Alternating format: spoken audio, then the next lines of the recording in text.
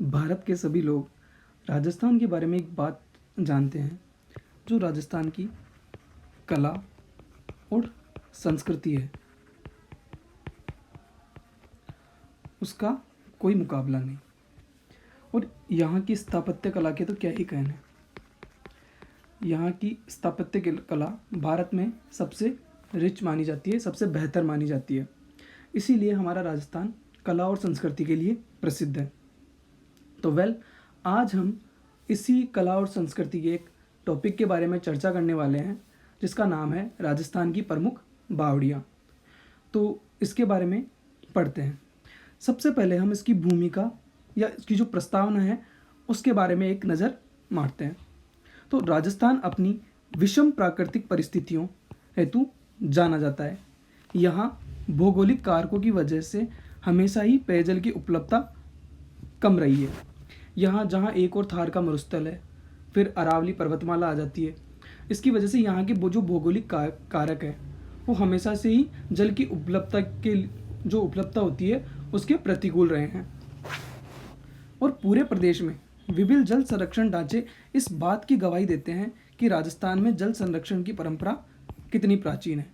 अगर राजस्थान में पानी की उपलब्धता नहीं होगी तो वहाँ जल का संरक्षण करना पड़ेगा, और हमें यहाँ से प्राचीन जल संरक्षण के साक्ष्य प्राप्त होते हैं जो हमें इस बात की गवाही देते हैं कि जो जल संरक्षण की जो प्रणाली है वो राजस्थान में बहुत ही पुरानी है। राजस्थान भारत के सबसे शुष्क क्षेत्रों में से रहा है, जहाँ पश्चिमी राजस्थान में अत्यंत कम वर्षा होती है, जिसका कारण है थार का मरुस्थल और अरावली पर्वतमाला। इसी कारण एक आम राजस्थानी के दैनिक जीवन में पानी वह बिंदु है जिसके इर्द गिर्द उसका जीवन घूमता है। एक राजस्थानी को जिस चीज़ के लिए सबसे ज़्यादा संघर्ष करना पड़ता है वो होता है पानी, क्योंकि यहाँ पानी की प्रतिकूल परिस्थितियाँ हैं। यहाँ वर्षा भी कम होती है और जो पानी आता है वो यहाँ के तापमान की वजह से सूख जाता है। इसीलिए यहाँ जल संरक्षण की ज़्यादा आवश्यकता पड़ती है। इसीलिए कहा गया है कि जो आम राजस्थानी होता है उसकी जो डेली लाइफ है उसमें पानी एक पॉइंट होता है जिसके चारों ओर उसका जीवन घूमता है। पेयजल से परोपकार की भावना को प्रसारित करते हुए राजस्थान में कई बावड़ियों का निर्माण करवाया गया है। राजस्थान में पेयजल उपलब्ध करवाना परोपकार माना गया है। इसीलिए जो राजा महाराजा होते थे या फिर कोई भामाशाह होते थे, वह तालाब या बावड़ी या सरोवर या कुंड, कुआं या खड़ीन का निर्माण करवाया करते थे। इसी कड़ी में हम देखते हैं कि नानसा गांव जो कि भीलवाड़ा में है, यहाँ से 225 ईस्वी या विक्रम संवत 282 का यूप स्तंभ मिलता है, जिसमें पुष्कर राज तीर्थ का उल्लेख है। तो अगर क्वेश्चन आ जाए कि पुष्कर राज तीर्थ का उल्लेख कौन से स्तंभ लेख में मिला है, तो वह यूप स्तंभ लेख है जो कि नानसा गांव भीलवाड़ा का है। इसी के आगे हम देखते हैं कि राजस्थान में 423 ईस्वी या विक्रम संवत 480 का गंगाधर शिलालेख मिलता है, और इस शिलालेख से बावड़ी निर्माण का उल्लेख मिलता है। अगर क्वेश्चन आए कि बावड़ी निर्माण का उल्लेख कौन से शिलालेख से मिलता है, तो वो है 423 ईस्वी का गंगाधर शिलालेख। ये भूमिका हो गई। अब हम बात करते हैं राजस्थान में बावड़ियों की। स्टेप वेल्स इन राजस्थान। तो सबसे पहले हम देखते हैं कि प्राचीन ग्रंथों में बावड़ी को वापिका, वापी, करकंदू, शकंदू आदि नामों से पुकारा जाता था। ये क्वेश्चन आ सकता है कि वापिका, वापी, करकंदू या शकंदू किसके नाम हैं, तो ये बावड़ी के प्राचीन नाम हैं। जो अधिकांश बावड़ियाँ होती थी वो मंदिरों, मठों या किलों के नज़दीक बनाई जाती थी। मंदिरों, महलों, किलों, छतरियों के अलावा राजस्थान की बावड़ियाँ भी अपने विशिष्ट स्थापत्य शिल्प के लिए जानी जाती है। यहाँ जो बावड़ी होती थी वो जल संरक्षण के साथ साथ अपने जो स्थापत्य कला होती थी उसके लिए भी जानी जाती है, क्योंकि इनकी जो स्थापत्य कला होती है वो बहुत ही यूनिक थी। अब बात करते हैं कि बावड़ी एक्चुअल में होती क्या है। तो राजस्थान में बावड़ी या बाव का तात्पर्य एक विशेष प्रकार के जल स्थापत्य से है, जिसमें एक गहरा कुआं अथवा एक बड़ा कुंड होता है। इसमें पानी की सतह तक जाने हेतु सीढ़ियाँ बनी होती है। अगर बावड़ी को हम सिंपल शब्दों में समझें तो ये कुआं होता है जिसमें सतह तक जाने के लिए सीढ़ियाँ बनी होती है। बावड़ी को सीढ़ियों वाला कुआं भी कहते हैं, या फिर तालाब का ही सुव्यवस्थित व सुसज्जित रूप बावड़ी कहलाता है। अब बात करते हैं, अगर राजपूताना में सबसे पहले जो बावड़ी निर्माण करवाया वो किसके द्वारा करवाया, तो सर्वप्रथम राजपूताना में राव जोधा द्वारा बावड़ी का निर्माण करवाया गया। अब बात आती है बावड़ियों के प्रकार। बावड़ी कितने प्रकार की होती है, तो हम देखते हैं कि भोज द्वारा रचित वास्तुशास्त्र के प्रसिद्ध ग्रंथ अपराजित पृच्छा में बावड़ियों के 4 प्रकार बताए गए हैं। तो क्वेश्चन आ जाए कि अपराजित पृच्छा कौन से शास्त्र से संबंधित है, तो वो वास्तु शास्त्र से संबंधित है। और किसके द्वारा रचित है, तो भोज द्वारा रचित है। ये किसका उल्लेख करता है, तो ये बावड़ियों के प्रकार बताता है, जो कि 4 प्रकार हैं। अब 4 प्रकार कौन कौन से हैं उनकी बात कर लेते हैं। पहला है नंदा। नंदा बावड़ी में 1 या 2 द्वार व 3 कोने होते हैं। फिर आता है भद्रा। भद्रा में 2 द्वार व 6 कूट होते हैं या 6 कोने होते हैं। फिर तीसरा आता है जया। जया में 3 द्वार और 9 कूट होते हैं। और चौथा आता है सर्वतोमुख। सर्वतोमुख में 4 द्वार व 12 कूट होते हैं। तो पहला था नंदा। नंदा में 1 या 2 द्वार और 3 कोने होते हैं। भद्रा। भद्रा में 2 द्वार और 6 कोने होते हैं। जया। जया में 3 द्वार और 9 कोने होते हैं। फिर हम बात करते हैं सर्वतोमुख की। तो सर्वतोमुख में 4 द्वार और 12 कूट होते हैं। और सर्वतोमुख को ऐसे भी समझ सकते हैं कि राजस्थान में जो बावड़ियाँ होती थी वो अधिकतर वर्गाकार होती थी। तो सर्वतोमुख हर तरफ मुख है, तो ये 4 द्वार हो गए। फिर हम देखते हैं कि जो छोटी काशी के नाम से प्रसिद्ध है बूंदी। बूंदी में सैकड़ों बावड़ियाँ हैं, अतः बूंदी को सिटी ऑफ स्टेप वेल्स कहते हैं। ये भी क्वेश्चन आ सकता है कि सिटी ऑफ स्टेप वेल्स या बावड़ियों का शहर किसे कहते हैं, तो वो कहते हैं अपने बूंदी को। कालिदास के मेघदूत में यक्ष द्वारा अपने घर के भीतर बावड़ी का वर्णन किया गया है। अब हम राजस्थान की विभिन्न बावड़ियों के बारे में चर्चा करते हैं। तो पहले नंबर पर आती है चांद बावड़ी, जो कि आबानेरी दौसा में स्थित है। चांद बावड़ी भारत की सर्वाधिक गहरी बावड़ी है। इस बावड़ी का निर्माण निकुंभ शासक चंद्रा ने 8वीं 9वीं शताब्दी में करवाया था। चांद बावड़ी में 13 मंजिल और 3500 सीढ़ियाँ हैं। चांद बावड़ी में एक बहुत छोटा सा कमरा है जिसे अंधेरी उजाला के नाम से जाना जाता है। तो अंधेरी उजाला क्या है, चांद बावड़ी में स्थित एक छोटा सा कमरा। बावड़ी के सबसे नीचे 2 ताकों में गणेश जी और महिषासुर मर्दिनी की प्रतिमा अवस्थित है। जो बावड़ी है उसमें जब सबसे नीचे जाते हैं तो वहाँ 2 ताक बने हुए हैं, उनमें गणेश जी और महिषासुर मर्दिनी की प्रतिमा लगी हुई है। इसके बाद में हम देखते हैं रानी जी की बावड़ी, जो कहाँ स्थित है, बूंदी में। रानी जी की बावड़ी में लगभग 71 छोटी बड़ी अन्य बावड़ियाँ हैं। ये एक बावड़ी है, इसके अंदर भी 71 छोटी बड़ी और बावड़ियाँ स्थित है। रानी जी की बावड़ी की गणना एशिया की सर्वश्रेष्ठ बावड़ियों में की जाती है। रानी जी की बावड़ी में प्रवेश हेतु 3 दरवाजे हैं। अभी हमने देखा था 3 दरवाजे जिस बावड़ी में होते हैं उसे क्या कहते हैं, जया। रानी जी की बावड़ी का निर्माण रानी नाथावती ने करवाया था, जो कि अनिरुद्ध सिंह की पत्नी थी। तो नाथावती ने अपने पुत्र बुद्ध सिंह की स्मृति में 1699 ईस्वी में यह बावड़ी का निर्माण करवाया। और जो रानी जी की बावड़ी है, इस बावड़ी को भारतीय पुरातत्व सर्वेक्षण विभाग द्वारा संरक्षित इमारत का दर्जा प्राप्त है। यह एक हेरिटेज साइट है। अब हम बात करते हैं कि बूंदी में और कौन कौन सी बावड़ियाँ हैं। इसके लिए हम एक कहानी देखते हैं। तो कहानी ऐसी है कि बूंदी में एक साबू व्यास थे। उन्होंने एक दाबाई से मनोहर मुकालात की। मुकालात का मतलब मारपीट की। जब उन्होंने मारपीट की तो उनके जूते फट गए, और जूते फटे तो मोची की उन्हें ज़रूरत पड़ी। अब मोची दीवान था, मोची का नाम दीवान था, उसमें माता के भाव आ गए। जब उसमें माता के भाव आए तो उसने नाथ जी का मान रखा। उन्होंने नाथ जी को हाथ जोड़े। जैसे ही उन्होंने नाथ जी को हाथ जोड़े तो बादल आए, मेघ आए, और जब बारिश हुई तो सब नहाए। जब बारिश हुई तो सबने नहाया और वहाँ गुलाब खिले, और गुलाब खिलने के साथ साथ जो पठान लोग थे वो आपस में गले मिले। ये सब देखकर फिर आंधी चली और आंधी में अनारकली के बाल बिखरे और श्याम सामरिया को चैन मिला बिस्ती में। तो ये हमको अगर ट्रिक से याद करना है तो हमको ये पूरा पैराग्राफ एक कहानी के माध्यम से याद रखना पड़ेगा कि बूंदी के साबू व्यास ने दाबाई से मनोहर मुकालात की तो मोची की जरूरत पड़ी। मोची दीवान में माता के भाव आए तो नाथ जी का मान रखा। फिर मेघ आए, सब नहाए, गुलाब खिले, पठान मिले, अनारकली के बाल बिखरे और श्याम सामरिया को चैन मिला बिस्ती में। अब ये मैंने ये क्या बोल दिया, इसको जानने के लिए अब हम देखते हैं बूंदी की बावड़ियाँ। सबसे पहले हमने देखा साबू, तो साबूनाथ की बावड़ी बूंदी में स्थित है। फिर हमने देखा साबू व्यास, उसके बाद में आता है दमरा व्यास की बावड़ी, ये भी कहाँ स्थित है, बूंदी में।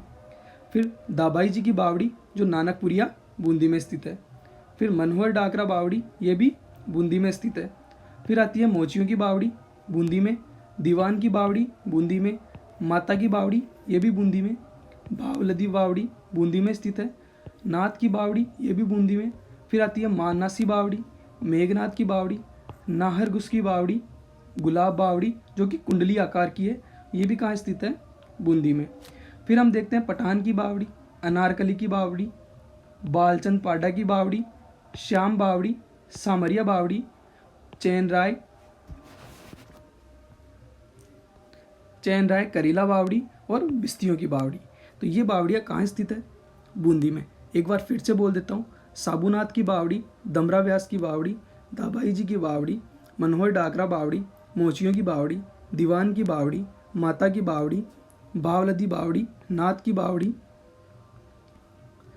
माननासी बावड़ी, मेघनाथ की बावड़ी, नाहरगुस की बावड़ी, गुलाब बावड़ी, पठान की बावड़ी, अनारकली की बावड़ी, बालचंद पाडा की बावड़ी, श्याम बावड़ी, सामरिया बावड़ी, चैन राय करीला बावड़ी और बिस्तियों की बावड़ी, ये कहाँ स्थित है, बूंदी में। और दो बावड़ियों के बारे में हमें ध्यान रखना है कि जो दाबाई जी की बावड़ी है वो बूंदी में नानकपुरिया नामक जगह पर स्थित है, और जो गुलाब बावड़ी है वो कुंडली आकार की बावड़ी है। इसके बाद में नेक्स्ट हम देखते हैं निमराना की बावड़ी। निमराना की बावड़ी का निर्माण टोडरमल द्वारा निमराना अलवर में करवाया गया। इस बावड़ी की खास बात क्या है, इसकी जो लंबाई है वो 250 फीट है और चौड़ाई 80 फीट है। जो निमराना की बावड़ी है वो 9 मंजिला बावड़ी है। इसमें निचले भाग में तापमान 19 डिग्री कम हो जाता है। तो मोटा मोटा हमें याद रखना है कि निमराना की बावड़ी कहाँ है, निमराना अलवर में, और टोडरमल द्वारा बनाई गई है और 250 फीट लंबी और 80 फीट चौड़ी ये बावड़ी है। फिर आता है पन्ना मीणा की बावड़ी जो कि कहाँ स्थित है, आमेर। इसके एक तरफ तो जयगढ़ दुर्ग, आमेर, और दूसरी तरफ पहाड़ों की सुंदरता दिखाई देती है। यह अपने अद्भुत आकार की सीढ़ियों, अष्टभुजा किनारों और बरामदों के लिए प्रसिद्ध है। अगर हमें क्वेश्चन मिले कि पन्ना मीणा की बावड़ी की, जो पन्ना मीणा की बावड़ी है उसकी खास बात क्या है, तो ये अपने अद्भुत आकार की सीढ़ियों के लिए जानी जाती है। इसमें अष्टभुजा किनारे हैं व इसके जो बरामदे हैं वह भी अष्टभुजी बरामदे हैं। नेक्स्ट आता है रंग महल की बावड़ी जो कि सूरतगढ़ में स्थित है। रंग महल सूरतगढ़ किसी समय योध्या गणराज्य की राजधानी था। तो अगर क्वेश्चन आए कि रंग महल सूरतगढ़ का संबंध किससे है, तो योध्या गणराज्य से इसका संबंध है। यहाँ उत्खनन से एक बावड़ी प्राप्त हुई है जिसमें 2 फीट लंबी तथा 2 फीट चौड़ी ईंटें प्राप्त हुई है। तो रंग महल की बावड़ी की खास बात क्या है, यहाँ से 2 बाई 2 की ईंटें प्राप्त हुई है, 2 फीट लंबी और 2 फीट चौड़ी। फिर उसके बाद में आता है बीकाजी की बावड़ी, और बीकाजी की बावड़ी कहाँ स्थित है, अजमेर में। बीकाजी की बावड़ी पर 1615 ईस्वी का फारसी लेख उत्कीर्ण है। इस अभिलेख पर उकड़ू बेटा हाथी, अंकुश व त्रिशूल बना है। तो अगर क्वेश्चन आ जाए कि उकड़ू बेटा हाथी, अंकुश और त्रिशूल कौन सी बावड़ी में मिलते हैं, मतलब उत्कीर्ण मिलते हैं। तो ये भीकाजी की बावड़ी है जो कि अजमेर में स्थित है। और ये कौन सा लेक है? फारसी लेक है जो कि 1615 ईस्वी का लेक है। उसके बाद में आता है भांडारेज की बावड़ी जो कि कहाँ स्थित है? दौसा में। भांडारेज की बावड़ी 3 मंजिला बावड़ी है। इसे बड़ी बावड़ी भी कहते हैं। तो क्वेश्चन आए कि बड़ी बावड़ी किसे कहते हैं? तो भांडारेज की बावड़ी जो कि दौसा में स्थित है उसे बड़ी बावड़ी कहते हैं। भांडारेज की बावड़ी अपनी कलात्मक छतरियों, मेहराबों व नक्काशी के लिए प्रसिद्ध है। छतरियाँ सब जानते हैं, नक्काशी सब जानते हैं। मेहराब क्या होते हैं? जो इस टाइप में जो द्वार बने होते हैं,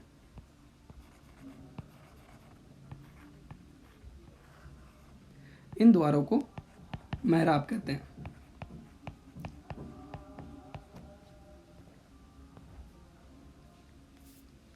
उसके बाद में आता है ओसिया बावड़ी। ओसिया बावड़ी कहाँ स्थित है? जोधपुर में। यह जोधपुर से 65 किलोमीटर दूर है। ओसिया में 18 स्मारक व 2 बावड़ी स्थित है। ये ओसिया के बारे में कुछ डिटेल है। ओसिया में 18 तो स्मारक पाए जाते हैं और 2 बावड़ियाँ स्थित है।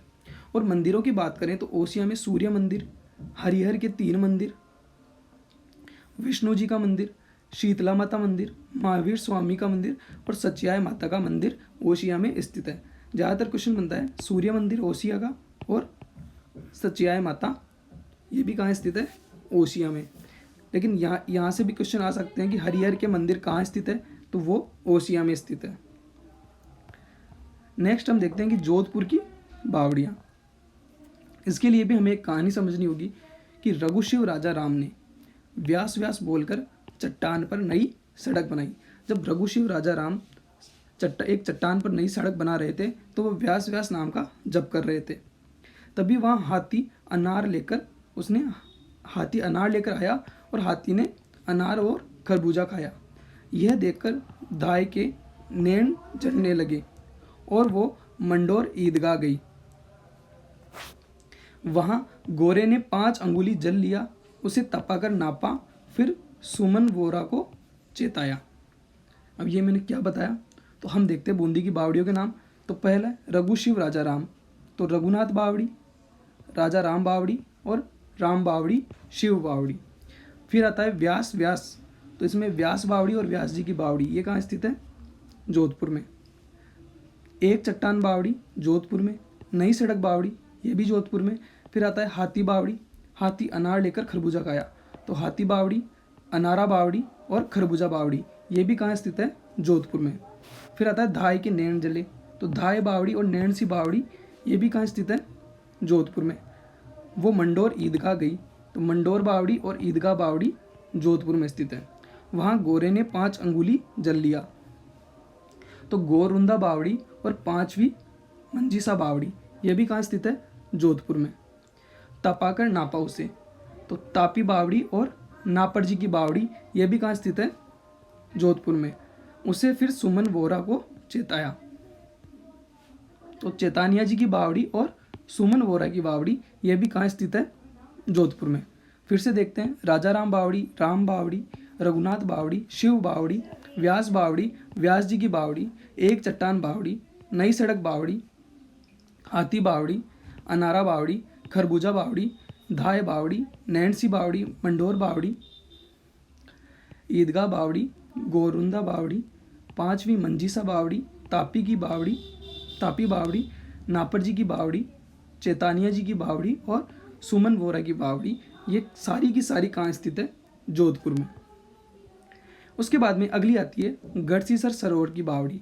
तो गढ़सीसर से हम याद रख सकते हैं, इसका निर्माण रावल गढ़सी के शासनकाल में करवाया गया। और ये कहाँ स्थित है? तो गढ़सीसर सरोवर की बावड़ी जैसलमेर में स्थित है। इसका मुख्य प्रवेश द्वार टीलों का पिरोल कहलाता है। तो क्वेश्चन आ जाए कि टीलों का पिरोल क्या है? तो ये एक बावड़ी का मुख्य प्रवेश द्वार है। या टीलों का पिरोल कहाँ स्थित है? तो गढ़सीसर सरोवर की बावड़ी में स्थित है। जो उसको द्वार है उसे टीलों का पिरोल कहते हैं। उसके बाद में आता है मेड़तनी की बावड़ी। ये कहाँ स्थित है? झुंझुनू में। इसका निर्माण भक्त कंवर ने करवाया था, जो कि शार्दुल सिंह की पत्नी। झुंझुनू की अन्य बावड़ियों की बात करें तो खेतानों की बावड़ी, जीतमल का जोड़ा, तुलसियानों की बावड़ी और चेतनदास की बावड़ी जो कि लोहारगढ़ तीर्थ में स्थित है, ये सारी कहाँ स्थित है? झुंझुनू में। तो झुंझुनू की बावड़ियाँ कौन कौन सी है? खेतानों की बावड़ी, जीतमल का जोहड़ा, तुलसियानों की बावड़ी और चेतनदास की बावड़ी, ये चारों कहाँ स्थित है? झुंझुनू में। उसके बाद में आती है दूध बावड़ी, कहाँ स्थित है? माउंट आबू में। हाड़ी रानी की बावड़ी, ये टोडा रायसिंह टोंक में स्थित है। उसके बाद में आता है बाटाडू की कुआ बावड़ी, ये गांव बाटाडू में और पंचायत समिति बायतू बाड़मेर में स्थित है।